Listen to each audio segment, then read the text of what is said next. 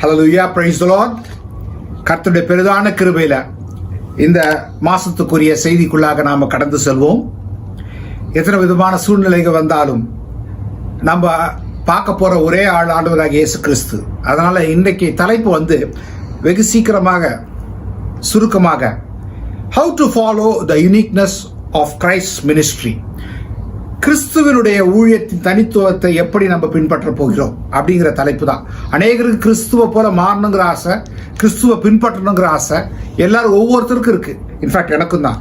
நம்ம யாருமே முழுமையா கிறிஸ்துவாக மாறவும் முடியாது, அது முடியாத காரியம். ஆனால் அவரை போல பின்பற்றக்கூடிய ஒரு தன்மையை நாம் கொண்டு வரணும், கற்றுக் கொடுக்கும்.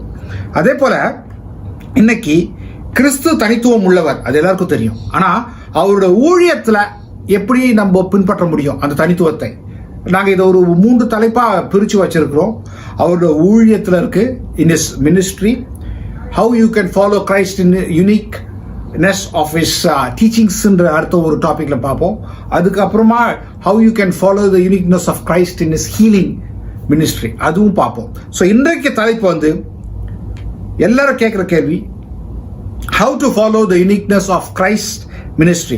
அதற்கு திறவுகோல் வசனமாக 1 தீமோத்தேயு 6வது அதிகாரம் வசனங்கள் 15 16 வரைக்கும் நம்ம பார்ப்போம். 1 Timothy chapter 6 verses 15 to 16 நான் வாசிக்கிற எல்லாம் கேளுங்க. அவரே நித்தியானந்தம் உள்ள ஏகர சக்கராதிபதியும் ராஜாதி ராஜாவும் கர்த்தாதி கர்த்தாவும் ஒருவராய் சாவாமை உள்ளவரும் சேரக்கூடாத ஒளியில் வாசம் பண்ணுகிறவரும் மனுஷரில் ஒருவரும் கண்டிராதவரும் காணக்கூடாதவருமாயிருக்கிறவர், அவருக்கே கனமும் நித்திய வல்லமையும் உண்டாயிருப்பதாக. ஆமென். இது பவுல் திமோத்திக்கு எழுதுறாரு. திமோத்தி எங்க இருக்காரு? எபேசு பட்டணத்துல ஒரு போதகராக இருந்துகிட்டு இருக்காரு.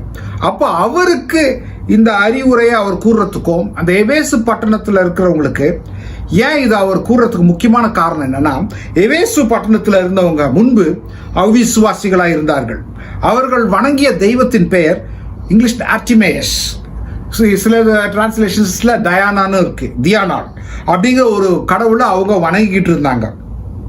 மோரோவர் இந்த ரோம ராஜ்யத்தின் ராஜாக்கள் இருக்காங்கல்ல, அந்த ராஜாக்களையும் அவர்கள் வணங்கிக்கிட்டு இருந்தாங்க.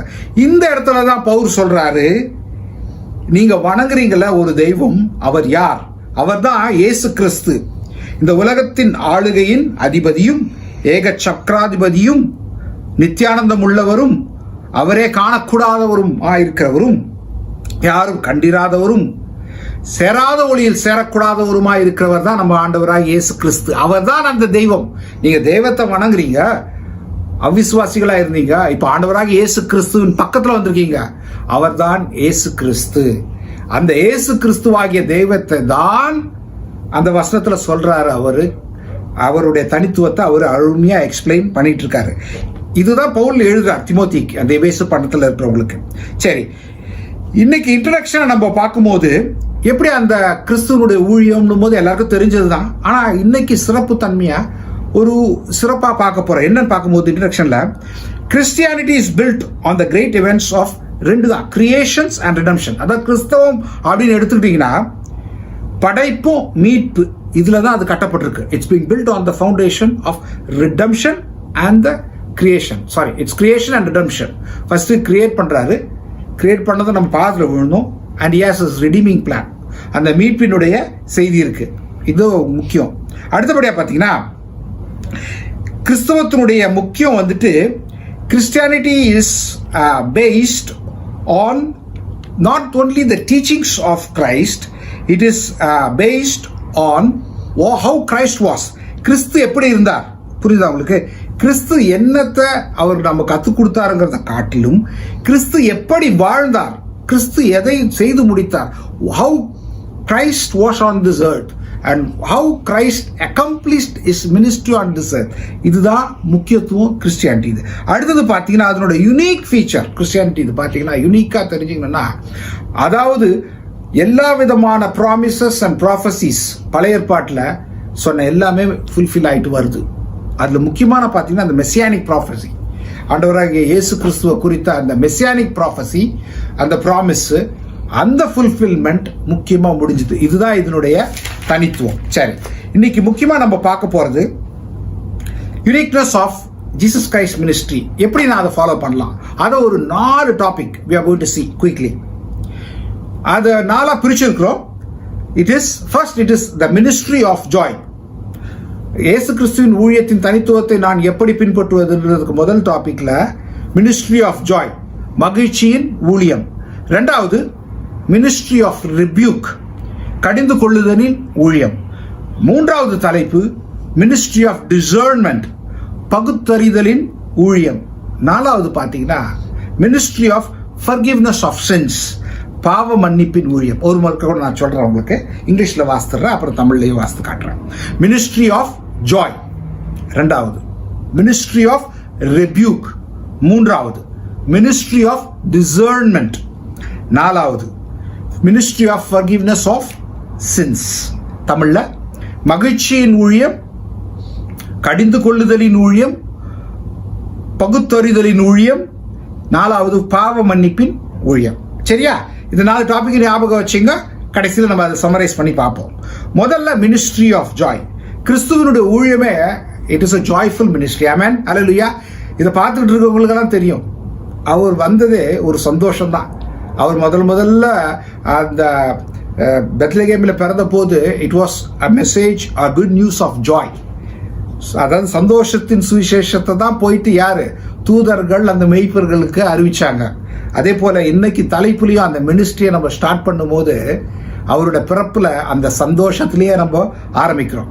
இன்னைக்கு குறிப்பா பார்த்தீங்கன்னா இந்த மினிஸ்ட்ரியில எடுத்துக்கொண்டிருக்கிற பகுதிகள் 2 வருஷம் மினிஸ்ட்ரியை தான் நம்ம இன்னைக்கு பார்க்க போறோம். அதுல இருந்து நம்ம கத்துக்க போறத பார்க்க போறோம். 1 AD 26 கிறிஸ்துவுக்கு பின் 26வது வருஷமும் AD 27 இந்த 2 வருஷத்துல அவர் செய்த குறிப்பிட்ட ஊழியங்களை நம்ம பார்க்க போறோம். அந்த ஊழியத்திலிருந்து அவருடைய யூனிக்னஸை கத்துக்க போறோம், அந்த தனித்துவத்தை பார்க்க போறோம். அடுத்தபடியா நம்ம எப்படி அதை பின்பற்றணும், எல்லாருக்கும் பின்பற்றணுங்கிற ஒரு வாஞ்சை இருக்கு, அதை எப்படி பண்ணுங்கிறதா இன்னைக்கு நம்ம கற்றுக் கொடுக்க போறோம். கடினம்தான். இப்போ இந்த ஊழியத்துக்கு நான் வர்றதுக்கு முன்னாடி அடியே கடினத்தில் தான் வந்திருக்கிறேன். ஏதோ ஜாலியாக உட்காந்து உங்ககிட்ட செய்தி கொடுக்குறங்கிற காரணமே கிடையாது. எல்லாருக்குமே பாடுகள் உண்டு, எல்லாருக்குமே கஷ்டங்கள் உண்டு. இதன் மத்தியில் ஊழியம் செய்யணும். ஆமென். இப்போ அவர் மரித்த கிரேட்டஸ்ட் அப்பாலஜிஸ்ட் ரவி சக்கரியாஸ்க்கு வராத பிரச்சனைகளா, மனுஷன் ஊழியத்தை அழகா முடிச்சுட்டு போனார். பில்லி கிரஹாம் எடுத்துங்க, அருமையான ஒரு ஊழியக்காரர். கஷ்டங்களுக்கு உள்ளாக போகாம நம்ம ஊழியத்துக்குள்ள வர முடியாது. அதே போல ஆண்டவராக இயேசு கிறிஸ்து மூலியமா ஜாயில ஆரம்பிச்சது, பட் எப்படி முடிஞ்சது நமக்கு தெரியும். முதல்ல AD 26 அவருடைய ஊழியத்தை முதல்ல ஆரம்பிச்சது பேப்டிசம் ஆஃப் ஜீசஸ் கிரைஸ்ட். இயேசு கிறிஸ்து மனிதனாக உலகத்தில் அவதரித்தவர். முதல்ல அவர் ஊழியத்தை ஆரம்பிச்சது AD 26. எங்க? யோர்தான் நதியில போறாரு. இட் இஸ் அ வேலி. வேலி பார்ட்ல போய் மத்தேயு எழுதிய சுவிசேஷம் 3வது அதிகாரம் 13 15 நான் வசனங்களை வாசித்த அநேகர் சொல்றீங்க சமயம் போயிருது, அதனால நான் எல்லாருக்கும் தெரிஞ்ச செய்தி, ஆனா அந்த சாராம்சத்தை மட்டும் நம்ம அறிந்து கொண்டு புரிந்து கொண்டு செய்வோம். என்ன பண்றாரு? முதல்ல அவர் போய் ஞான ஸ்நானம் எடுக்கிறாரு. அவருக்கு ஞான ஸ்நானம் கொடுக்கறது யாரு? யோவான் ஸ்நானகன், ஜான் த பேப்டிஸ்ட். யோவான் ஸ்நானகன் எங்க இருந்தாரு? அவர் வாஸ் இந்த வில்டர்னஸ், பாலைவனத்துல இருந்தார். அவர் மக்கள் கூடவே வரல. ஆனா இயேசு கிறிஸ்து அந்த யோர்தான்ல வரும்போதே கண்டுபிடிச்சிட்டார், இவர் தான் ஆண்டவராகிய இயேசு கிறிஸ்து அப்படிங்கிறது. First ministry started in AD 26. First year நம்ம பார்த்துக்கிட்டு இருக்கோம். முதல்ல அவருடைய ஞான ஸ்நானம் எடுத்ததுக்கு அப்புறம் he goes into the wilderness. அநேகமாக பார்த்தீங்கன்னா அங்கே wilderness, it was a sort of a mountain மாதிரி, it's like a high place. That's what the biblical recording says. என்ன ஆச்சு? மத்தேயு 4வது அதிகாரம் 1 to 11 வரைக்கும் நீங்க வாசித்து பார்த்தீங்கன்னா எல்லாருக்கும் தெரியும். பிசாசானவன் ஆண்டவராக இயேசு கிறிஸ்துவை சோதிக்கிறான். எப்போ? After 40 days and 40 nights. புரிஞ்சுதா? 40 நாட்கள் இரவும் பகலும் ஆண்டவராகிய இயேசு கிறிஸ்து அவர் அந்த வனாந்திரத்தில் இருந்த பிற்பாடு பிசாசானவன் சோதிக்கிறான். இதுதான் நம்ம மத்தேயுல வாசிக்கிறோம்.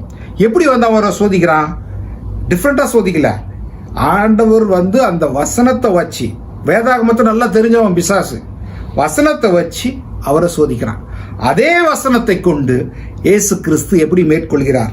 எப்படி முதலாவது ஆதாம் என்ன ஆச்சு? தோத்து போயிட்டான்.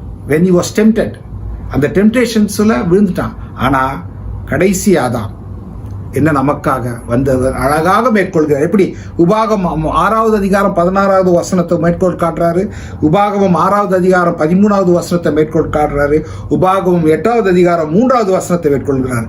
எப்படி தேவனுடைய வசனத்தை கொண்டு அவன் வசனத்தை திரிக்கிறான், இவர் வசனத்தை சரியாக உபயோகப்படுத்துறார். இன்றைக்கு கூட நம்முடைய வாழ்க்கையிலும் நம்ம வசனத்தை சரியாக படிக்கிறவர்களாய், சரியாக கற்றுக்கொள்கிறவராய், standing on to the strong doctrine, பிசாசு அவனை மேற்கொள்றவனா இருக்கணும். வர்றவங்கெல்லாம் வஞ்சிக்கிறவங்கெல்லாம் ஓநாய்கள் எப்படி வரும்? ஆடு மாறி, புரிஞ்சுதா? ஆடினோட தோலை போட்டுக்கிட்டு வரும். wolves with sheep clothing வாங்க. அதை மேற்கொள்ளணும்னா தேவனுடைய வசனம் நமக்கு முக்கியம். அடுத்தபடியா பார்த்தீங்கன்னா அவர் எங்க போறார்? AD 26லயே யோவான் அவருக்கு ஒரு சாட்சியை கொடுக்கிறார். என்னன்னு? யோவான் 1வது அதிகாரம் 19வது வசனத்திலிருந்து 37 பார்த்தீங்கன்னா அருமையான ஒரு சாட்சி இயேசு கிறிஸ்துவை குறித்து. Behold the Lamb of God who takes away the sins of the world. இயேசு கிறிஸ்துவை குறித்து யோவான் சொன்ன சாட்சி என்னது? இதோ உலகத்தின் பாவத்தை சுமந்து தீர்க்கிற தேவ ஆட்டுக்குட்டி. அருமையான ஒரு சாட்சி. ஊழியத்தை ஆரம்பிக்கும் போது ஆண்டவருக்கு ஒரு அருமையான ஒரு சாட்சி. அதுக்கு முன்னாடியே சொல்றாரு யாரு? பிதாவானவர் அவரை குறித்து, இதோ my beloved son in whom I loved him so much அப்படின்னு பிதாவானவர் கொடுக்குற சாட்சிக்கு அப்புறம் யோவான் சொல்றாரு, இதோ பாவத்தை சுமந்து தீர்க்கிற தேவ ஆட்டுக்குட்டி அப்படிங்கிற சாட்சி. இது முடிஞ்சதும் AD 26லயே யோர்தான்லயே இருக்கார் இயேசு கிறிஸ்து. அப்போ சீஷர்கள் அழைக்கிறார் அடுத்தபடியா. எப்படி? இன் பேர்ஸ். அவர் ரெட்டையா சீஷர்களை அழைக்கிறார். இது எங்க வாசிக்க முடியும் நம்ம? யோவான் 1வது அதிகாரம் 31வது வசனத்திலிருந்து 51வது வசனம் வரைக்கும். எப்படி கூப்பிடுறாப்ல? அந்திரேயாவும் பேதுரு, ஆண்ட்ரூ அண்ட் பீட்டர் ஃபிஷர்மேன், அவங்கள போய் கூப்பிடுறாரு. அடுத்தபடியா பார்த்தீங்கன்னா ஜான் அண்ட் ஜேம்ஸ் 2 பேர். அடுத்தபடியா பார்த்தீங்கன்னா பிலிப் அண்ட் நாத்தான்வேல், அவங்களையும் 3 ஜோடியா அவர் அழகா கூப்பிடுறார். எப்படி? எதுக்கு நான் இதை சொல்ல வரேன்னா, நீங்களும் ஆண்டவராக இயேசு கிறிஸ்துவை பின்பற்றுகிற ஒவ்வொருவரும் அந்த யூனிக் கேரக்டர் என்னன்னா, ஆண்டவர் தேர்ந்தெடுத்தல் வித்தியாசமா இருக்கும். நீங்களும் நானும் நினைக்கிற மாதிரி கிடையாது. It is different. எப்படி? பிதாவுடைய சித்தத்தை கொண்டும் ஆவியானவருடைய துணையை கொண்டும் you will have to select your disciples, you will have to select your crew. Selection is very very important. இவன் எனக்கு பிடிக்கும், அவன் எனக்கு பிடிக்கும், இவன் என்னுடைய ஆளு, அவன் என்னுடைய ஆளு, இவன் என்னை எதிர்த்து இருக்கிறான், இதெல்லாம் இல்லாமல் ஆண்டவர் பிதாவானவர் யாரை காட்டினாரோ அதுபோல இயேசு கிறிஸ்து ஃபாலோ பண்ணார். அதுதான் நம்மளும் ஃபாலோ பண்ணோம். நம்மளோட லைஃப்ல ப்ராக்டிக்கலாக நம்ம பார்க்க போனோம்னா செலக்ட் பண்ணும்போது ரொம்ப ஜாக்கிரதையாக செலக்ட் பண்ணணும். வேதத்தின் அடிப்படையில் பண்ணணும். அடுத்தபடியாக பார்த்தீங்கன்னா நவ் ஹிஸ் கலிலேயன் மினிஸ்ட்ரி ஸ்டார்டட். கலிலேயாவுக்கு போறாரு. புரிஞ்சுதா? இப்போ இங்க எங்கிருந்து போறாரு? யோர்தான்ல இருந்து அவரு கலிலேயாவுக்கு போறார். இதைதான் நம்ம வாசிக்கிறோம். யோவான் 2வது அதிகாரம் 1லிருந்து 11. இது எல்லாருக்குமே தெரியும். இது தெரிஞ்சது என்னது? இயேசு கிறிஸ்து பெர்ஃபார்ம்ட் ஹிஸ் ஃபர்ஸ்ட் மிராக்கிள். கானா ஒரு கல்யாணம். அவர் போன சந்தோஷத்தின் முக்கிய காரணம் கல்யாணத்துக்கு. நமக்கும் கல்யாணத்துக்கு போனோம்னா ரொம்ப சந்தோஷம். உங்களுக்கு சந்தோஷம் இருக்கு இல்லையா? எனக்கு இருக்கு. என்னென்ன முக்கியம்? கல்யாணத்துக்கு போகும்போது பொண்ணு மாப்பிள்ளைய வாழ்த்துறோமோ இல்லையோ, அடுத்தது வந்திக்கு முந்து படைக்கு பிந்து. வந்தியை தான் போய் தேடுவோம். கரெக்டா தப்பா? மேபி உங்களுக்கு வித்தியாசமா இருக்கலாம். ஆனால் நமக்கு எப்படின்னா, என்ன இன்னைக்கு சாப்பாடு போட போறாங்க, வெஜிடேரியனா நான் வெஜிடேரியனா, எந்த சாப்பாடு இருக்கும் கண்டிப்பா இருக்கும். அந்த காலகட்டத்தில் அவங்களுக்கு ஒரு முக்கியமான ஒரு பாத்திரம் என்னன்னா திராட்சை ரசம் ரொம்ப முக்கியம். புரிஞ்சுதா? திராட்சை ரசம். அதாவது அவ எவ்வளவு ஏழ்மையா இருந்தாலும் அந்த ரசத்தை அவர்கள் பருகிறவர்களாய் இருந்தார்கள். அங்க ஒரு குறைவு வந்துருச்சு. அதை நிறைவாக்கும்படியாய் மரியாள் போறாங்க இயேசு கிறிஸ்துகிட்ட. என்ன வேலை வரவில்லை அப்படின்ட்டு ஆண்டவர் இயேசு கிறிஸ்து விட்டுவிடல. அங்க ஒரு பெரிய ஒரு அற்புதத்தை செய்தார். புரியுதா? அந்த அற்புதம் தான் தண்ணீரை ரசமாக மாற்றினது. அல்லேலூயா! இது எல்லாருக்கும் தெரியும். இதுல என்ன ஜாய்ங்கிறீங்க? அதுதான் முக்கியம். அந்த ஜாய்க்கான அர்த்தம் என்னன்னா, J it stands for Jesus. O it stands for others. Why? It stands for yourself. உங்களுக்குள்ளேயும் எனக்குள்ளேயும் ஜாய் வரணும் அப்படின்னா ஜீசஸ் ஃபர்ஸ்ட் இருக்கணும். அடுத்தபடியா அதர்ஸுக்கு நீங்க முக்கியத்துவம் கொடுக்கணும். 3வது பார்த்தீங்கன்னா தான் உங்களை குறித்தும் உங்களுடைய வீட்டாரை குறித்தும் அக்கறை இருக்கணும். அப்பதான் உங்களுக்குள்ள எனக்குள்ளேயும் ஜாய் இருக்கும். திருப்பி சொல்றேன், தெரியாதவங்களுக்கு ஜாய் அப்படின்னா Jesus first, next others next, and your self is last அப்படின்னும் போது அங்க நிச்சயமாக சந்தோஷமா இருக்கும். புரிஞ்சுதா? இதுல என்ன ஆச்சு, இந்த ஒரு அந்த பெர்ஃபார்ம் பண்ணி முடிச்ச பிற்பாடு, மிராக்கிள் முடிச்ச பிற்பாடு அந்த இடத்துல என்ன நிகழ்வு நடந்தது? சீஷர்கள் அவர் மீது விசுவாசம் வைத்தார்கள். ஏன்னா இப்ப சீஷர்கள் கூப்பிடுறாங்க, நம்மளும் கூப்பிடுவோம், பைபிள் ஸ்டடிக்கு வாங்க, சபைக்கு வாங்க, பிரேயர் மீட்டிங்க்கு வாங்க. வர்றவங்களுக்கு என்ன பண்ண போறாங்கன்னு பார்ப்பான். அங்க ஆண்டவராய் இயேசு கிறிஸ்து செய்த அற்புதத்தை கண்டதும் அப்போ கொஞ்சம் ஒரு நம்பிக்கை வந்திருக்கும். விசுவாசம் வந்துருச்சு, இவர் உண்மையிலேயே தேவனுடைய குமாரன். புரிஞ்சுதா? அவர் மட்டுமல்லாமல் அந்த தண்ணியை ஊத்துனான் பாருங்க, அவனுக்கு தெரியும். அதே போல அந்த கல்யாணத்தை, அந்த பேன்க்வெட், அந்த வெட்டிங், அந்த ஹெட்டுக்கு தெரியும். எந்த வீட்டில் நடந்துச்சோ அவனுக்கு தெரியும். எப்படி தண்ணி ரசமா மாறிச்சு, எவ்வளவு இனிப்பா இருந்ததுங்கிறது அவனுக்கு தெரியும். உங்க வாழ்க்கையும் கசப்பாக இருக்கிறதா? You have to have joy. So you'll have to have Jesus, you'll have to give importance to others, and then yourself comes, then you will have joy. Hallelujah. Amen. Pavul மேல எனக்கு ஒரு பெரிய ஒரு பொறாமைங்க. ஏன்னா அவர் இருந்ததெல்லாம் சிறையிருப்பு, அடி, உத, பாடு, அது மத்தியிலே பிலிப்பியர் 4:4 கூறுறாரு, be joyful always, rejoice in the Lord always. கர்த்தருக்குள் எப்பொழுதும் சந்தோஷமாய் இருங்கள். எப்படி அவரால் இருக்க முடிஞ்சது? Because Paul had Jesus. He was there for others and then only he considered himself. அதான் பாலோட சீக்ரெட். நமக்கு இன்னைக்கு ஒரு சீக்ரெட் தெரிஞ்சிருக்கு. நம்மளும் இந்த மகிழ்ச்சியின் ஊழியத்தை செய்யணும்னா, if you have to do the ministry of joy, you'll have to have Jesus, you'll have to give importance to others, and then yourself, then you'll have a ministry of joy. அடுத்தபடியா பாத்தீங்கன்னா இப்ப நார்த்ல இருந்து சவுத்துக்கு போறாரு, வடக்குல இருந்து தெற்கு. First டாபிக்லேயே தான் இருக்கிறேன். இயேசு கிறிஸ்துவோட அந்த மகிழ்ச்சியின் ஊழியத்துல தான் இருக்கிறோம். இப்ப எங்க போறாரு அவரு? AD 27. AD 26 முடிஞ்சிருச்சு. ஒரு வருஷத்தினுடைய ஊழியத்தை பார்ப்போம். AD 27 இங்க பாத்தீங்கன்னா அவர் வந்து எருசலேமுக்கு போறார். Is going to Jerusalem for the Passover. பஸ்காவை ஆசரிக்கும்படியாக போறார். போன இயேசு கிறிஸ்து, யோவான் வாசித்தீங்கன்னா, யோவான் 2வது அதிகாரம் 12ல இருந்து 22 வரைக்கும் வாசித்து பார்த்தீங்கன்னா எல்லாருக்கும் தெரியும். எங்க போறாரு? Is going inside the temple, is cleansing the temple. ஆலயத்தை சீரமைக்கிறார். ஏன்னா முக்கியம், முதல்ல சந்தோஷம் வந்துருச்சு, சந்தோஷத்தின் ஊழியம். புரியுதா? இப்ப 2வது வர்றது, it is the ministry of rebuke. என்ன மினிஸ்ட்ரி ஆஃப் ரெபியூக்? என்ன ஒரு கடிந்து கொள்ளுதலின் ஊழியத்தை இங்க பண்றாரு. ஆலயத்துக்குள்ள எப்படி இருக்கு? அவர் எதிர்பார்த்த ஆலயம் அங்கே இல்லை. அந்த ஆலயத்திலே நிறைய குறைபாடுகள் இருந்தது. நமக்கு எல்லாருக்கும் தெரிஞ்சது. அவர் ஆலயத்தை எடுத்தாரு, சவுக்க எடுத்தாரு, அடிச்சாரு, அங்க அதை சீரணிவிக்கும்படியா அநேக காரியங்களை செய்தார். ஆனா அநேகருக்கு புரிய மாட்டேங்கிறது, அங்க எப்படி அந்த மணி எக்ஸ்சேஞ்சஸ் இருந்தாங்க, ஏன் அங்க ஆடுகள் இருந்தது, எப்படி அங்க ஸ்பேரோஸ் அதெல்லாம் இருந்துச்சு. கொஞ்சம் யோசித்து பார்த்தீங்களா? நம்ம கொஞ்சம் ஆராய்ச்சி பண்ணி பார்த்ததுல தெரிஞ்சது உண்மையான நிலவரங்கள் என்ன. அந்த காலத்துல யூஸ் பண்ண கரன்சியினுடைய பேரு தினாரி. ஃபர்ஸ்ட் ஆஃப் ஆல் அதனால கரெக்டா தினாரியினுடைய அந்த எக்ஸ்சேஞ்சஸ் வச்சுக்கிட்டு இருந்தாங்க. ஒண்ணு. இன்னொன்னு பாத்தீங்கன்னா முக்கியமானது, அந்த ஆட்டுக்குட்டியோ அவங்க கொண்டு வர ஆட்டுக்கடாவோ அவங்க கொண்டு வரும்போது அது பழுதற்றதா இருக்கணும். நீங்க பழைய பாடம் படிச்சிருக்கீங்க, நீங்களா எக்ஸ்பர்ட்ஸ், உங்களுக்கு தெரியும் என்னது பழுதற்றதா இருக்கணும் ஆட்டுக்குட்டி. எந்த ஒரு அதுல blemish, it should be spotless. அந்த மாதிரி ஆட்டுக்கடா ஃபர்ஸ்ட் பார்னா இருக்கணும். அதை கொண்டு வந்து அவன் கொடுப்பான். இப்ப இங்க என்ன நடக்கு? பாவம் ஏழை பாளைங்கெல்லாம் கொண்டு வரும் ஆட்டுக்குட்டியோ ஆட்டுக்கடாவோ, அப்படியே கொண்டு வந்து கொடுக்கும்போது ஆசாரிய பார்ப்பான். ஆசாரியன் தான் இப்ப டிசைடிங் அத்தாரிட்டி. சாக்ரிஃபைஸ் பண்றதுக்கு முன்னாடி இதை பார்த்ததுன்னு சொல்லுவான், இது சரியில்லை. அப்போ அவங்க என்ன பண்ணுவாங்க?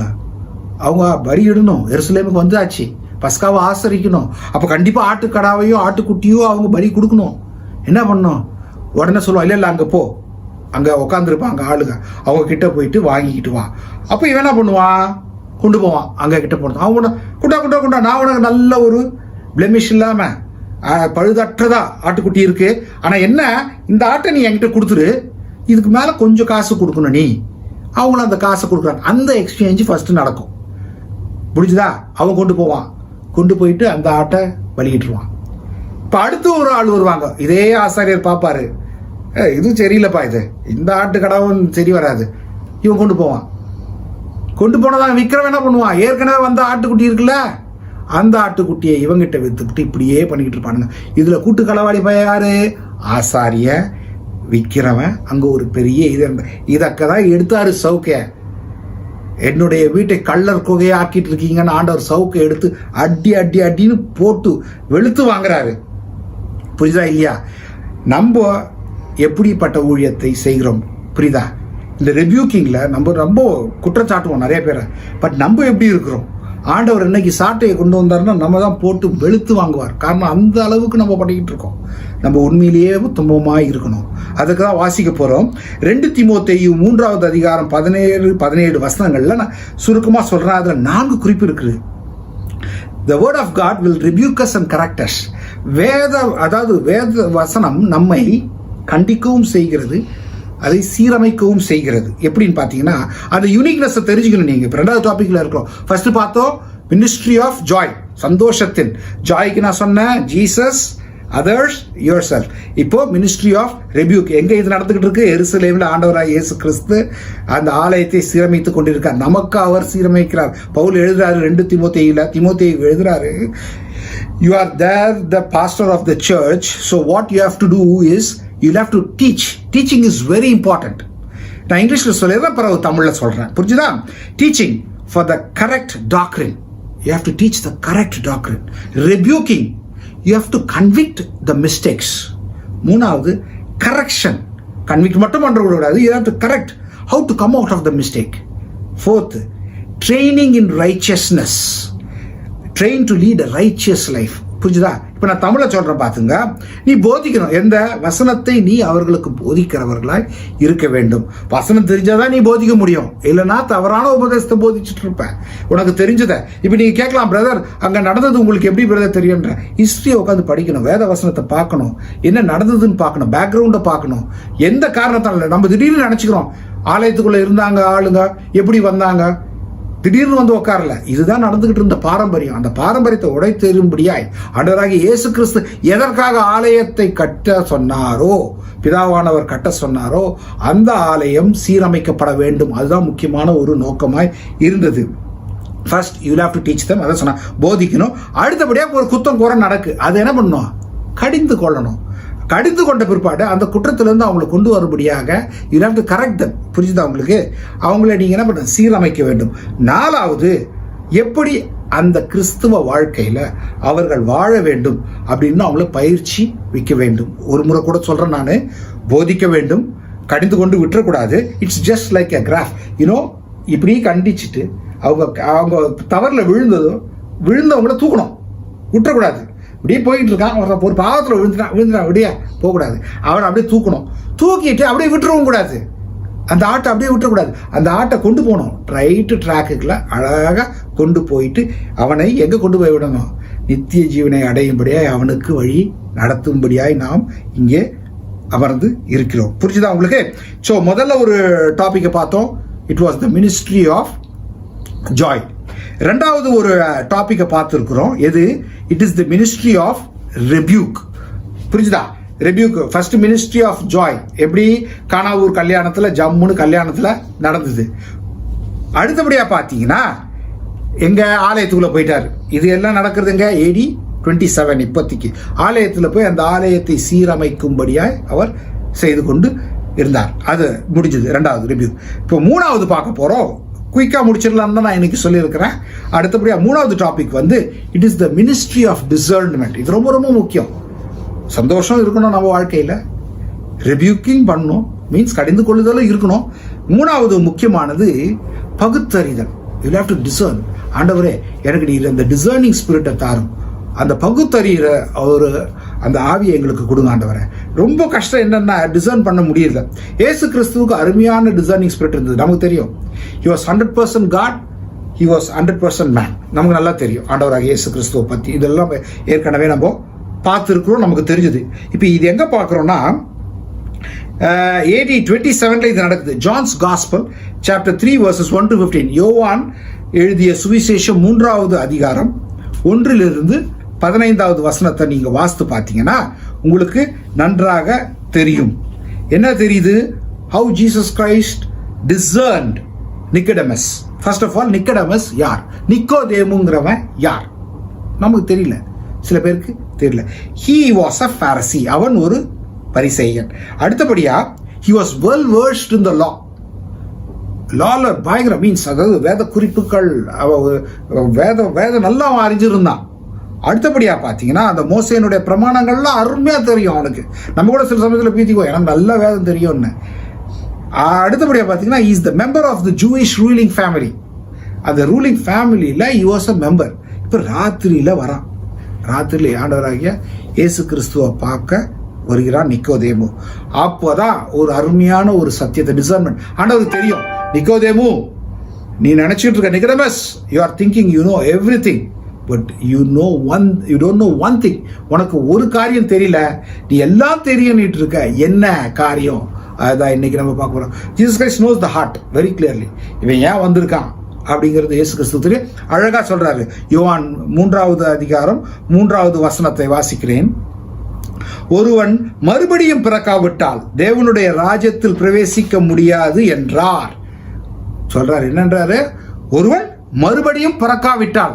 இங்க அப்படியே கப்புன்னு அடிக்கு. யாருக்கு? நிக்கோதேமஸ்க்கு. எப்படி இது? நான் ஏற்கனவே பிறந்தாச்சு, திரும்ப அம்மா வயிற்றுக்கு போயிட்டு நான் பிறக்கணுங்கிறது நடக்காத காரியம்.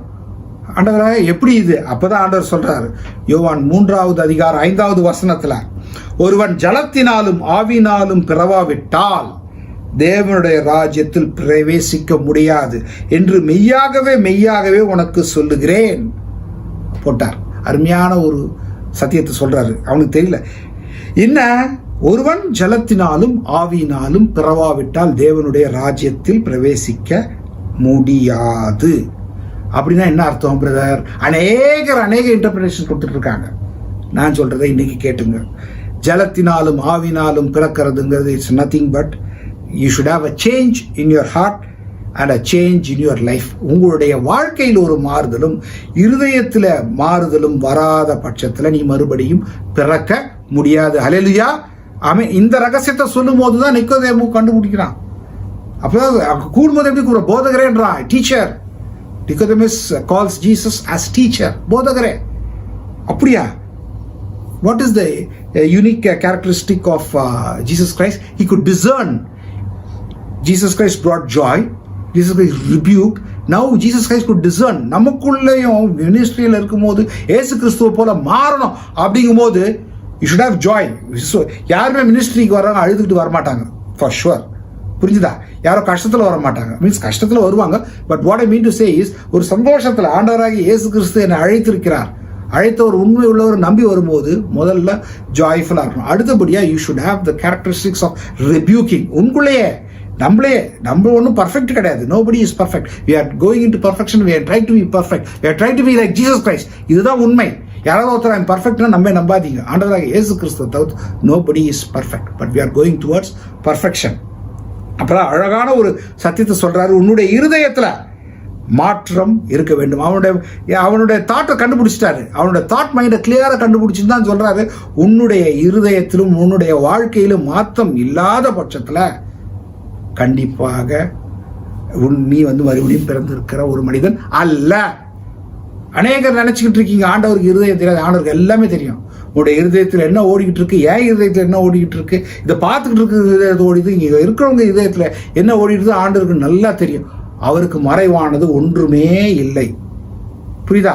அவருக்கு மறைவு ஒன்றுமே கிடையாது. அடுத்தபடியாக ஒரு சத்தியத்தை சொல்றாரு, அருமையான ஒரு சத்தியம். என்னாகமத்தில் வாசிக்கிறோம், அநேகர் மறித்துக்கிட்டு இருக்கும் போது எதை பிரான்ஸ் சர்பண்ட்டை தூக்கி நிறுத்த சொல்றாரு போல்ல. அதை பார்த்தவங்க பிழைத்தாங்க. புரிஞ்சுதா? வெண்கல சர்ப்பம். அதே போலதான் அந்த வெண்கல சர்ப்பத்தை நோக்கி பார்க்க வேண்டும், அவங்க மறிக்காம இருக்கணும். அதே போலதான் ஆண்டவராக இயேசு கிறிஸ்து சொன்னார். என்னாகமம் 28வது அதிகாரம் 8-9 இருக்கு. அதேதான் யோவான் 3:14-15 போட்டிருக்குது. என்னது? சர்ப்பமானது வனாந்தரத்திலே உயர்த்தப்பட்டது போல ஆண்டவராக இயேசு கிறிஸ்துவும் உயர்த்தப்பட வேண்டும். இன்னொரு சத்தியத்தை சொல்றாரு அவரு, நீ மறுபடியும் பிறக்க வேண்டும். எப்படி? Change in your heart and change in your life. அடுத்தபடியா ஆண்டவராக இயேசு கிறிஸ்து, நான் சிலுவையிலே மரிக்கப் போகிறேன், மரத்தில் அறையப்பட போகிறேன், என்னை நோக்கி பார்க்கிறவன் ரட்சிக்கப்படுவான்னு அருமையான ஒரு சால்வேஷன் கொடுக்குறாரு. ஸோ நீ என்ன பண்ணணும்? to be saved, you have to have a change in your heart and change in your life and change in your mind, and you will have to look unto the Savior and you will be saved. அருமையான ஒரு சத்தியத்தை சொல்றாரு. வந்தவன் எப்படி வந்தான்? அந்த இரவு வேரத்துல he was a secret disciple. Later படிச்சு பார்த்தீங்கன்னா he was a secret disciple. அவன் வந்தவன் எனக்கு எல்லாம் தெரியும், ஐ எம் a ரூலர்னு வந்தவன் ஒன்றுமே இல்லாமல் நான் மறுபடியும் பிறக்கணும், என்னுடைய இருதயத்தில் மாற்றம் வேணும், என்னுடைய ஜீவிதத்தில் மாற்றம் வேணும், அப்படியே போகிறான். அதே போல தான் அநேகர் நினச்சிக்கிட்டு இருக்கீங்க, என் கணவர் ரட்சிக்கப்படல, என் மனைவி ரட்சிக்கப்படல, என் பிள்ளைகள் ரட்சிக்கப்படல. காரணம் என்ன? அவங்க உங்கள் வாழ்க்கையை பார்க்குறாங்க. they look into your life including myself. உங்கள் வாழ்க்கையை பார்த்தா அவன் எப்படி ரட்சிக்கப்படுவான்? இங்கே அதுக்காக தான் நம்ம உட்காந்துருக்கோம். You have to become and have the unique characteristic of Jesus Christ. If you don't have this unique characteristic of Jesus Christ, then how will you be a testimony unto others, and how can you bring souls towards the kingdom? என்னையும் தான் சொல்லிட்டு இருக்கேன், புரிஞ்சுதா? நீ சாட்சியாக இல்லாத பட்சத்தில், கிறிஸ்துவை நீர் பிரதிகரிக்காத பட்சத்தில் நீ கிறிஸ்துவுக்குள்ள ஆத்துமாக்களை கொண்டு வர முடியாது. அதனால உனக்குள்ள ஒரு change, there should be a change in your heart, there should be a change in your life, in your mind, and look unto the Savior and you will be saved, and then you can bring great souls towards salvation. புரிஞ்சுதா? இப்போ இதை முடிச்சதும் இப்போ நம்ம நினச்சிக்கிட்டு இருக்கோம் நமக்குள்ள change எப்படி வர முடியும் அப்படின்னுட்டு. அப்போதான் பரிசுத்த ஆவியானவரோட ஊழியத்தை அங்கே சொல்றாரு, the Holy Spirit if he comes into you, he will change your life. பரிசுத்த ஆவியானவர் உங்களுக்குள்ளே வரும்பொழுது எல்லா மாற்றங்களும் ஏற்படும். எங்க? உங்களுடைய இருதயத்தில் மாற்றம் ஏற்படும், உன்னுடைய வாழ்க்கையில் மாற்றம் ஏற்படும். அந்த மாற்றத்தை காணும்பொழுது நீ ஒரு சாட்சியுள்ள ஜீவிதத்தை ஜீவிப்பாய். அப்புறமா அங்கிருந்து எங்க போறாரு? From Jerusalem he goes to Judea, யூதேயாவுக்கு போறாரு. போனவர் என்ன பண்ணாரு? வெண்கல சர்ப்பத்தை தூக்கி நிறுத்தினது போல இவரு நிறுத்தப்படுவாருன்னு அங்க போய் எங்க என்ன பண்றாரு? யோவான் 3வது அதிகாரம் 26 to 22 to 36 வரைக்கும் நீங்க வாசித்து பார்த்தீங்கன்னா 8 மாசம் அவர் இருக்காரு யூதேயால. He was baptizing people. Ministry start ஆயிடுச்சு. He is doing his ministry. He started to give baptism. அந்த வசனத்தை வாசித்து பார்த்தீங்கன்னா உங்களுக்கு தெரியும். இன்னைக்கு அநேக ஞானஸ்நானம் எடுக்காம இருக்கக்கூடும். இந்த வசனத்தை கேட்டுக்கொண்டிருக்கிற நீங்களும் நானும் ஆண்டவரை சொந்த ரட்சகராக ஏற்றுக்கொள்வோம். சொந்த ரட்சகராக ஏற்றுக்கொண்டு அவரை பின்பற்றும்படியாக நாம் ஞானஸ்நானத்திலே போவோம். ஒருவன் மறுபடியும் பிறவாவிட்டால் தேவனுடைய ராஜ்யத்தில் பிரவேசிக்க முடியாது. எப்படி பிறக்கிறது? In your heart, in your mind, and a change in your life. Jesus was giving baptism. அந்த வசனத்தை பார்த்திருக்கோம். ஸோ 3 டாபிக்கை நம்ம இப்போ முடிச்சிருக்கிறோம். முதலாவது மினிஸ்ட்ரி ஆஃப் ஜாய், மகிழ்ச்சியின் ஊழியம். அது இயேசு கிறிஸ்து மூலமாக மகிழ்ச்சியாக இருப்போம். அதில் நான் சொன்ன ஜாய் என்னது? Jesus first, others next, and yourself last அப்படின்னும் போது உங்களுக்குள்ள ஜாய் இருக்கும். அடுத்தபடியாக rebuking. What you have to rebuke?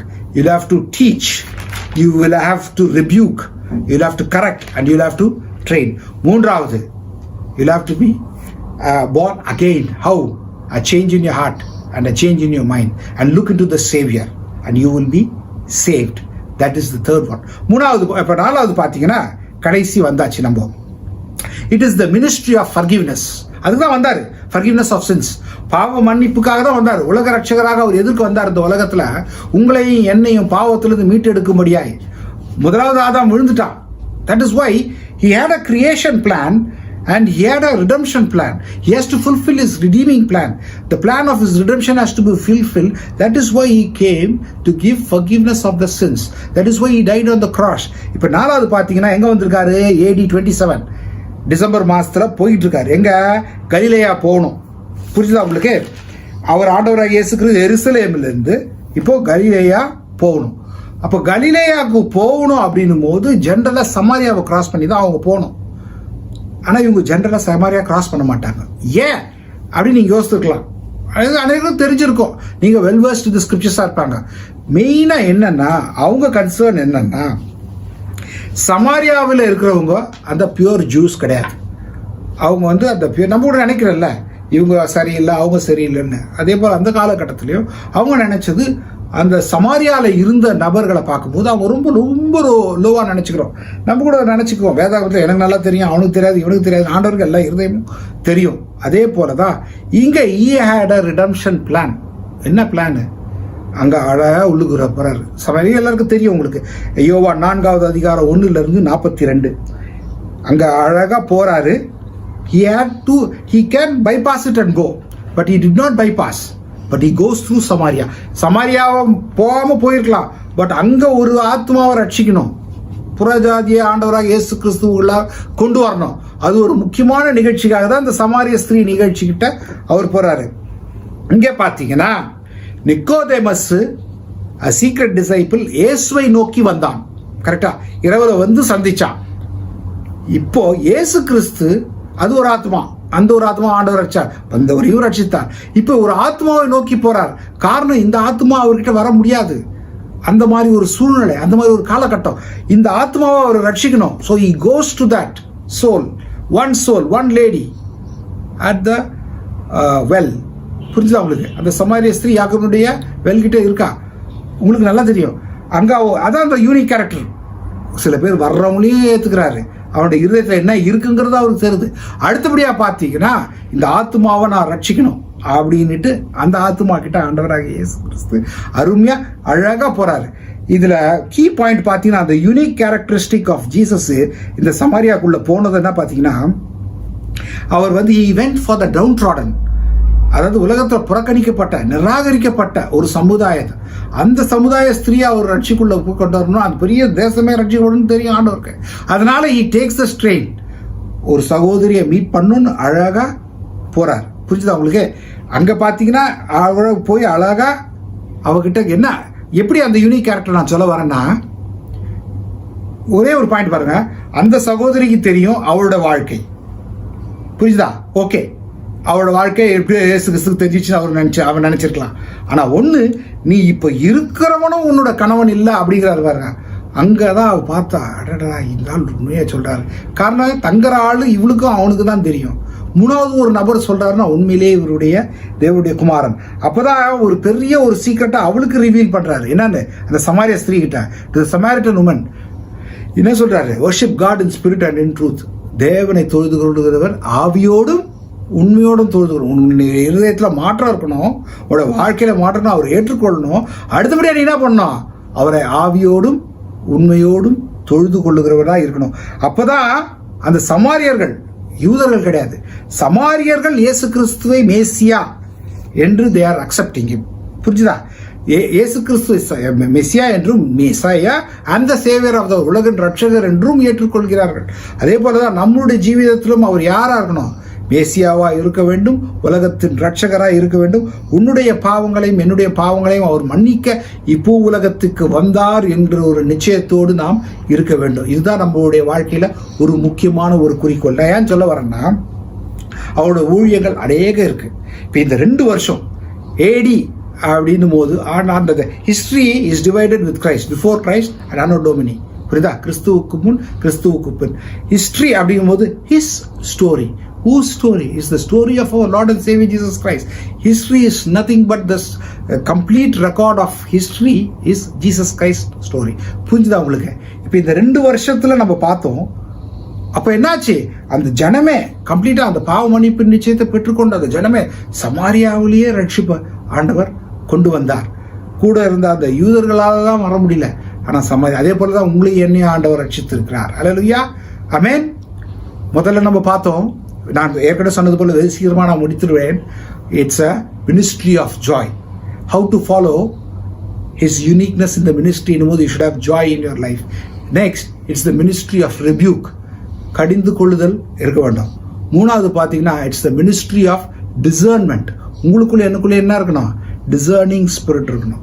கடைசியாக பார்த்தீங்கன்னா என்னுடைய பாவங்கள் மன்னிக்கணும், அடுத்தவங்க பாவங்கள் மன்னிக்கப்படணும். அதனால் ஆத்ம ஆதாய பணிகள், you have to go to the souls.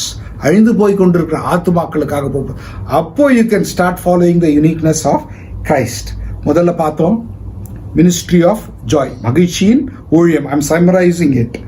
என்ன இருக்கு அதுல முக்கியமா ஜாய் என்னது? JOY. நான் சொன்னேன், Jesus first, others next, your self comes last அப்படின்னு உங்களுக்குள்ள ஜாய் இருக்கும் கண்டிப்பா. புரிஞ்சுதா? அந்த சந்தோஷம் வரணும்னு போது யூ வில் பிகம் யூனிக். அடுத்தபடியாக பார்த்தீங்கன்னா it was the ministry of rebuke, கடிந்து கொள்ளுதலின் ஊழியம். இதில் முக்கியம் இட்ஸ் த டீச்சிங். எதை நம்ம போதிக்கிறோம்?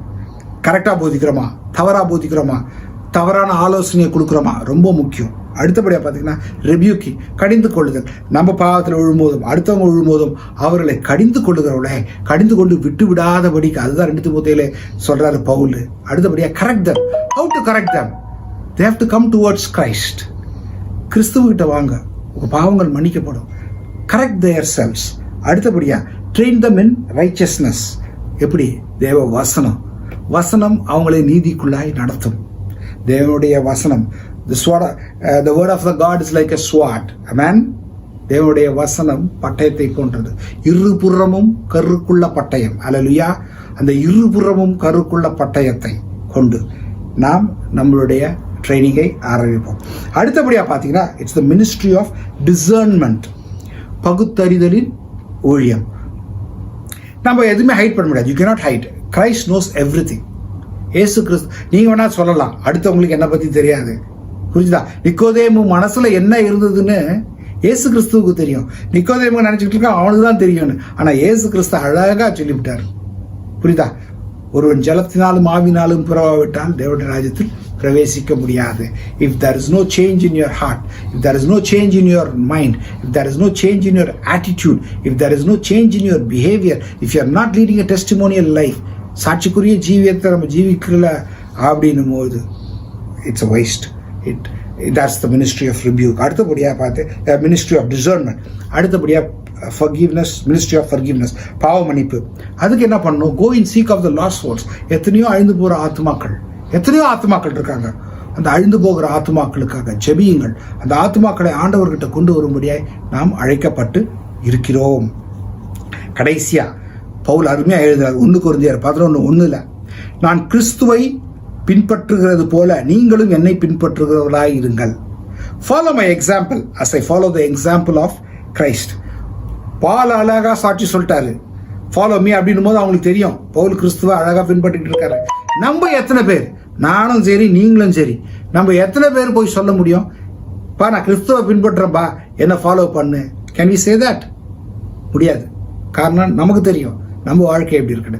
இன்னைக்கு ஒரு மாற்றம் வரணும். அதுக்காக தான் ஆண்டவர் இந்த வசனத்தை கொடுத்திருக்கிறார். How to follow the unique characteristics இந்த மினிஸ்ட்ரி ஆஃப் ஜீசஸ் கிரைஸ்ட். அதுதான் இன்னைக்கு நம்ம பார்த்துருக்குறோம். ப்ராக்டிக்கலாக நான் இப்போ அப்ளிகேஷனுக்கு வந்து முடிக்க போகிறேன். ஏன்னா நம்ம தெரிஞ்சுக்கணும் ப்ராக்டிக்கலாக என்ன பண்ணணும். நம்ம அந்த மினிஸ்ட்ரியை செய்யும் போது சந்தோஷத்தோட இயேசு கிறிஸ்து ரட்சகர். முக்கியத்துவம் யாருக்கு கொடுக்கணும்? ஃபர்ஸ்ட் ஜீசஸ் ஃபர்ஸ்ட் என்ன ஒரு மினிஸ்ட்ரி, இயேசு கிறிஸ்து ஃபர்ஸ்ட். அடுத்தபடியாக அதர்ஸ், மற்றவங்களுக்காக ஏதோ ஒரு கஷ்டத்தில் இருக்காங்க, அவங்களுக்காக நம்ம பரிந்து பேசுகிறவர்களாய், அவர்களுக்கு உதவி செய்கிறவர்களாய் எத்தனையோ பேர் இருக்காங்க, அவங்களுக்கு செய்யணும். அடுத்தபடியாக நம்ம குடும்பத்தாரும் ஆண்டவருக்குள்ள வரும்படியாய் பண்ண வேண்டும். அடுத்தபடியாக you should be strong in the word of God. வசனத்தில் ஸ்ட்ராங்காக இருக்கணும். இயேசு கிறிஸ்துவோட கேரக்டரிஸ்டிக் வசனத்தில் ஸ்ட்ராங்காக இருந்தார். பிசாசை எப்படி தள்ளணும்னு தெரியும், சில இடத்துல பேசவே மாட்டார், புரியுதா? சத்தியம் விடுதலா, புரியுதா? ஒவ்வொருத்தர்கிட்ட ஒவ்வொரு விதமா ஆண்டவராகிய இயேசு கிறிஸ்து பேசுவார். எப்படின்னா he was well versed with the scriptures. ஏன்னா இன்னைக்கு அநேக ராங் டாக்டரின்ஸும் அநேக ஊழியங்கள்ல வர்ற பிரச்சனைகளும் நம்ம பார்த்துக்கிட்டு இருக்கோம். you will have to be careful, identify. இப்போ நான் மெசேஜ் எடுக்கிறதே கூட, நான் சொல்றதே கூட, is it according to the scriptures? வேதாகமத்தில் இருக்கா? search yourselves. நிறைய மக்கள் அதான் பண்ணிட்டு இருந்தாங்க. தேவர் அனுதினமும் சர்ச்சிங், தேவர் சர்ச்சிங் தி ஸ்கிரிப்சர்ஸ். இது சொல்றது கரெக்டா, இது தப்பா, இல்லையா, இருக்கா, எங்க இருக்கு காட்டு. If it's not according to the scriptures, to not follow it. You don't fall into the wrong doctrine. That is where I am saying apostasy. No, don't fall into apostasy. You be strong in the word of God. Give the strong words to the others. If you are not in a position to know what is the truth, ask unto the Holy Spirit. கேளுங்க, ஆவியானவரே எனக்கு கொடுங்க, புரியுதா? அடுத்தபடியா overcome the Satan by appropriately using the word of God. சாத்தானை எப்படி நீங்க மேற்கொள்ளனா தேவனுடைய வசனம் தான். உண்மையா சொல்றேன், ஒரு ஆள் உண்மையா ஒரு நிகழ்ச்சியை சொல்றேன், அப்படியே எல்லாரும் சீரியஸா இருக்கீங்க. ஒரு போதகர் அதாவது ஒரு சாத்தான் பிடிச்சிருந்த ஒரு நபர்கிட்ட இவர் போறாரு. கிட்டத்தட்ட இவர் போதகர் போய் வேதாகமத்தை கொண்டு வந்தோம், அந்த சாத்தான் வேதாகமத்தை என்கிட்ட கொண்டு வராத, சுட்டரிக்குது. அது போய் வார்த்தை தான் சுட்டரிக்கும். அவர் நினைச்சிட்டார், உண்மையிலேயே இது ஏதோ பண்ணுதுன்னு கிட்ட போனா அவர் அலக்கழிச்சு போட்டுச்சு. அந்த பெரிய ஒரு போதகர் வந்தார், வசனத்தை சொன்னார், சாத்தான் ஓடி போச்சு. இதுதாங்க வித்தியாசம். வேதாகமம் தான் அந்த வார்த்தைகளை நீங்க அப்ளை பண்ணாத பட்சத்துல பிசாசு உங்களை புரட்டி போட்டு விடுவான். வேதாகமத்தை வேதாகமமாக பாருங்கள். வேதாகமத்தின் வசனங்களை யூஸ் பண்ணுங்க. Use the word of God. அப்பாலே போ சாத்தான்னா ஓடிச்சு. இயேசு கிறிஸ்து சொன்னாரு, அப்பாலே போனா அப்பாலே போதான். புரியுதா? வசனத்தை அவரு யூஸ் பண்ணணும். அடுத்தபடியா பாத்தீங்கன்னா, in your ministry teach, rebuke, correct and train your self and others. You be taught first and you teach and you rebuke others and correct them and also train them to be in righteousness. முக்கியம், have the spirit of discernment. பகுத்தறிதல் ரொம்ப ரொம்ப முக்கியம். அநேகர் இதுதான், இது ஆவியானவரால் மட்டும்தாங்க முடியும். ஏன்னா 2 வாய்ஸ் நமக்கு கேட்கும். ஒன்று பரிசுத்த ஆவி, ஹோலி ஸ்பிரிட், இன்னொன்று ஈவில் ஸ்பிரிட். ஒரு காரியத்தை செய்யறதுக்கு முன்னாடி ஹோலி ஸ்பிரிட்டும் பேசும், ஈவில் ஸ்பிரிட்டும் பேசும். எப்படி ஹோலி ஸ்பிரிட் பேசுதுன்னு தெரியும்? வசனத்தை அனுப்பிடுறது ஹோலி ஸ்பிரிட், வசனத்துக்கு அப்பாற்பட்டது ஈவில் ஸ்பிரிட். ஆனா உனக்கு என்னது? செவிக்கு நல்லா இருக்கிறது ஈவில் ஸ்பிரிட், அதுல விழுந்து போயிடும். புரியுதா? அதனால எந்த ஒரு வாய்ஸ் கேட்டாலும் have the spirit of discernment by the fellowship of the Holy Spirit. பரிசுத்த ஆவியானவரை கேளுங்க, ஆவியானவரே எனக்கு நீங்க விளக்குங்க, இந்த காரியத்தை நான் செய்ய போறேன், இந்த வார்த்தையை நான் சொல்ல போறேன். நம்ம அநேக நேரத்தில் விட்டுட்டு சாதாரண ஜாலியாக சிரிச்சுக்கிட்டு இருக்கான். அன்னைக்கு கூட ஃபேஸ்புக்கில் பார்த்தேன். The devil is so happy when you don't read the Bible.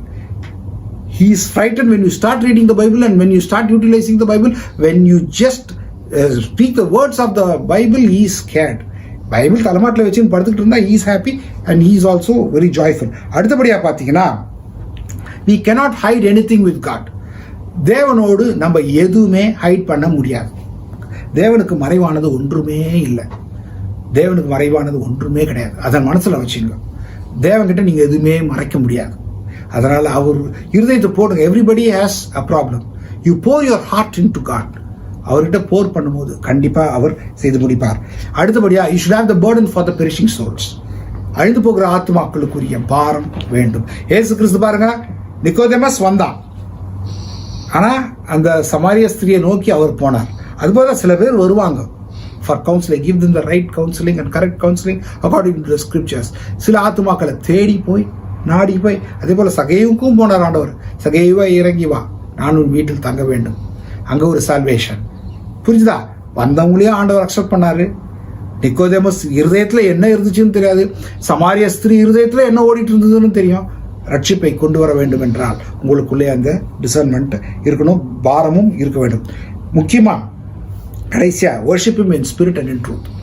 அப்பயே பண்ண முடியும்னா, நீ உன்னுடைய ஆவியிலும் உன்னுடைய அதாவது அந்த சோல், அந்த ஸ்பிரிட், உன்னுடைய லைஃப்ல சேஞ்ச் இல்லாம you cannot worship God in spirit and in truth. புரிஞ்சுதா? இன்னைக்கு அநேகர் ஆண்டவரை வர்ஷிப் பண்றதை விட்டுட்டு டிவியையும் அநேக ஊழியக்காரரையும் வர்ஷிப் பண்ணிக்கிட்டு இருக்காங்க, இன்க்ளூடிங் மை செல்ஃப். நம்ம பண்ண வேண்டியது என்ன? ஆண்டவராகிய இயேசு கிறிஸ்து, அந்த ஜாய்லி of the Jesus first, others and then only yourself. அதுபோல இன்றைக்கு செய்தியை கேட்டு நாம் how to follow the uniqueness of Christ ministry அப்படிங்கிற தலைப்பில் 4 தலைப்பில் பார்த்தோம். 1, you can follow him in the ministry of joy. You can follow him in the ministry of rebuke. You can follow him through the ministry of discernment. You can follow him through the ministry of forgiveness of sins. Hallelujah.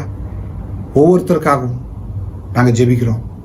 இந்த செய்தியை கேட்டுக்கொண்டிருக்கிற ஒவ்வொன்றும் பார்ப்போம், அவரை follow பண்ணணும். அந்த வாஞ்சியோடு இருக்கிற நீங்கள் ஒவ்வொருவரும் நிச்சயமாய் இந்த செய்தியை கேட்ட நானும் எனக்குள்ளே மாற்ற வரணும்.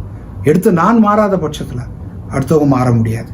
அதே போல இந்த செய்தியை கேட்ட நீங்களும் ஆண்டவராகிய இயேசு கிறிஸ்துவோட அந்த தனித்துவம், the uniqueness of Christ should come into you and into me. How we saw about the 2 years of ministry, AD 26 and AD 27. 2 வருஷத்துல ஆண்டவர் செய்த மினிஸ்ட்ரியில அருமையான joy, he had rebuke and he had the discerning spirit and he came out into this world for the forgiveness of the sins. இந்த வச்சிட்டு follow பண்ணி ஆண்டவராகிய இயேசு கிறிஸ்துவை சொந்த ரட்சகராக ஏற்றுக்கொண்டாதவர்கள் ஏற்றுக்கொள்ளுங்கள். ஏற்றுக்கொண்டவர்கள் இன்னும் அதிகமாய் அவருடைய நீதியிலும் அவருடைய ஞானத்திலும் வளரும்படியாகவும் அந்த பரமகாணனை சந்திக்கும்படியாகவும் அழிந்து போகிற ஆத்துமாக்களுக்காகவும் ஜெபியுங்கள். அடுத்தபடியா நம்ம அடுத்த டாபிக்ல ஹவு த்ரூ ஹிஸ் டீச்சிங்ஸ் அப்படிங்கிறத பார்ப்போம். அவருடைய போதகத்துல நம்ம எப்படி பண்ணுவோம் அப்படிங்கிறத பார்ப்போம். இந்த செய்தியை கேட்டுக்கொண்டிருக்கிற ஒவ்வொருவருக்கும் ஆண்டவராகிய இயேசு கிறிஸ்து தானே உங்கள் ஒவ்வொருவரையும் ஆசீர்வதித்து வழிநடத்துவாராக. ஆமென்.